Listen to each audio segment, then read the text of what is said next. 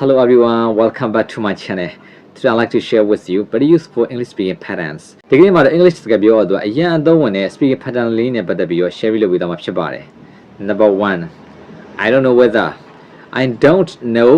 ဆိုတာကကြတော့တခုခုကိုမသိကြတဲ့အခါမှာသုံးတဲ့ pattern လေးပဲဖြစ်ပါတယ် For example, I don't know whether he's busy. သူအလုပ်ရှုပ်နေလားဆိုတာကိုငါမသိဘူး I don't know whether he is busy. I don't know whether I should go or not. I don't know whether I should go or not. ငါသွားတယ်လားမသွားတယ်မလားဆိုတာကိုငါမသိဘူး Okay, number 2. I'm thinking of. I am thinking of. သူကနောက်မှာတော့ verb ing လို့ noun လို့လိုက်လို့ရတယ်ဒါလေးဒီ pattern လေးရဲ့အဓိပ္ပာယ်ကကြာတော့ကိုယ်တစ်ခုခုကိုလုပ်ဖို့တွေးနေတာမျိုးကိုပြောချင်တဲ့အခါမှာသုံးတယ် For example, I'm thinking of buying a new phone. Phone တစ်လုံးဝယ်ဖို့ငါစဉ်းစားနေတာ I'm thinking of learning Japanese. ငါဂျပန်စာတင်ဖို့စဉ်းစားနေတာ Number 3. It depends on. It depends on.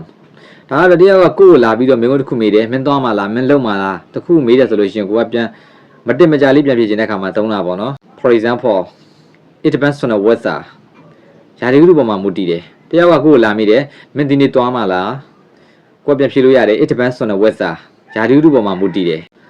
Number 4. I'm not used to. I am not used to. I'm not used to ဆိုတာကတခုခုကိုအလေးကျင့်မရသေးဘူးအခုမှအတက်ပေါ့နော်အဲ့ဒီတခုခုကိုအလေးကျင့်မရသေးတဲ့အခါမျိုးတွေကိုပြောချင်တဲ့အခါမှာဆိုလို့ရှိရင်သုံးတယ်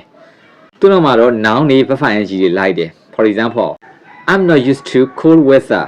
အေးတဲ့ရာသီဥတုတွေကိုငါအလေးကျင့်မရသေးဘူး I'm not used to waking up early.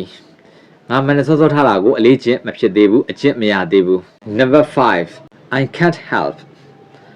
I can't help ရဲ့နောက်မှာတော့ verb ing ပုံစံလိုက်တယ်သူရဲ့အဓိပ္ပာယ်လေးကတော့တခုခုကိုလုံနေတာကိုမရက်တတ်နိုင်တဲ့အခါမှာသုံးတယ် For example,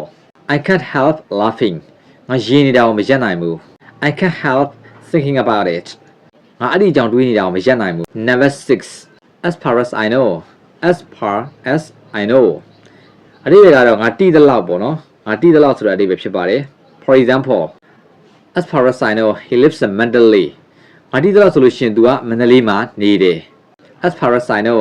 the shop is closed. ငါတိသလောက်ဆိုရင်တော့ဈေးဆိုင်ကပိတ်ထားတယ် Number 7. There is no point in. There is no point in. နောက်က verb ing ပုံစံလိုက်ပါတယ်အဓိပ္ပာယ်ကတော့အကျိုးမရှိဘူးဆိုတဲ့အဓိပ္ပာယ်မျိုးဖြစ်ပါတယ် For example, there is no point in worrying.